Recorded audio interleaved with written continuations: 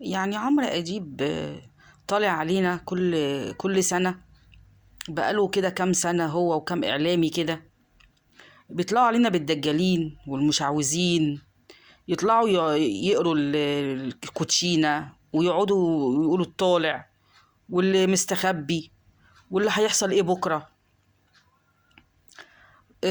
انا مش دي ظاهرة غريبة جدا وبتحصل كل سنة، بقالها فترة بتحصل كل سنة. احنا عمرنا ما شفنا كده. يعني احنا مسلمين، واللي انتم بتعملوه ده يعني ملهوش علاقة بالإسلام تماما. اللي انت بتعمله ده يا عمرو، انت وكم الإعلامي اللي بيطلعوا الدجالين والمشعوذين ده، انت بتخلي الشيطان يعني يدخل في نفوسنا. يعني حرام عليكم والله، والله حرام عليكم، اتقوا الله. انتوا خالص كده، مفيش اتقاء لله خالص كده.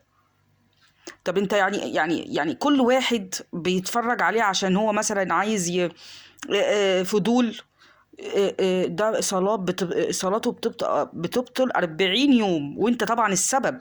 فلو مثلا احنا مثلا نقول 105 مليون، لو فينا مثلا 20 مليون ولا 30 مليون اتفرجوا عليك كده بس عشان فضول، بطلت صلاتهم، وانت خدت الذنب بتاع مثلا 20 30 مليون دول. ولو في ناس مثلا نقول مثلا قدهم 20 30 مليون برضو صدقوهم، انت خدت صدقوهم وامنوا بكلامهم واقتنعوا بكلامهم، دول كفروا بما انزل على محمد. شوف انت بقى خدت كام ذنب، كام واحد كفر بسيدنا محمد بما انزل على سيدنا محمد، يعني كفر بالاسلام، يعني خرج من المله. يعني اللي بيامن لمشعوذ وبيصدقه ده خرج من المله. انت اخدت كام ذنب واحد خرج ما هو انت خرجت من المله برضو، زي ما هو كل واحد بيخد الذنب ده خروج من المله، انت خدت الذنب ده. يعني انت خدت ذنب، شوف كام مليون واحد خرج من المله. يعني انت مثلا ما خرجتش من المله انت لوحدك، لا، ده انت خرجت من مله 20 مليون واحد خرجوا من المله، خدت ذنبهم. ده ايه ده؟ ده انتوا بدل ما توعونا، بدل ما تقولوا لنا كذب المنجمون ولو صدقوا او صدفوا، بدل ما تقولوا تنصحونا وتقولوا لنا الكلام ده حرام وربنا ما يرضاش بيه. ايه يا عمرو؟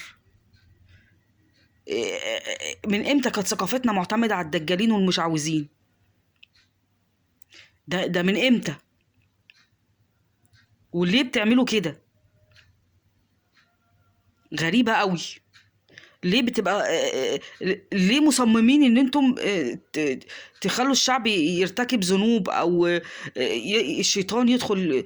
انت عارف الدجال ده عشان يعني الشيطان يقول له حاجة مثلا، او الناس دي اثبتت ولائها للشيطان.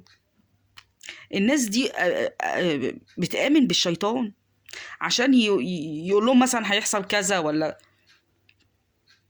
ويقول كلمة وهم بيبنوا عليها حوارات وحواديت وحاجات كتير. مش كل وكدابين.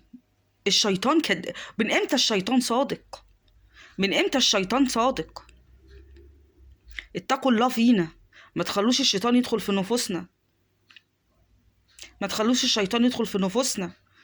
الحاجات دي بتبقى قدامنا، وبعدين يعني يا سيدي احنا انت والاعلاميين بتوعك، احنا ما بنجيبوش القنوات بتاعتكم وما بنجيبوش الدجالين بتاعتكم، بس بتطلعوا لنا في التليفونات كمان وعلى التيك توك وعلى الفيسبوك كل ما نفتح نلاقيكم في وشنا. حرام عليكم، اتقوا الله. خلاص احنا تعبنا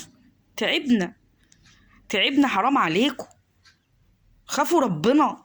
هو ما فيش ابدا خوف من الله؟ مفيش ابدا الحساب والعذاب؟ مفيش. يا ربنا يسلمنا منكم يا رب، ربنا يسلمنا يا رب.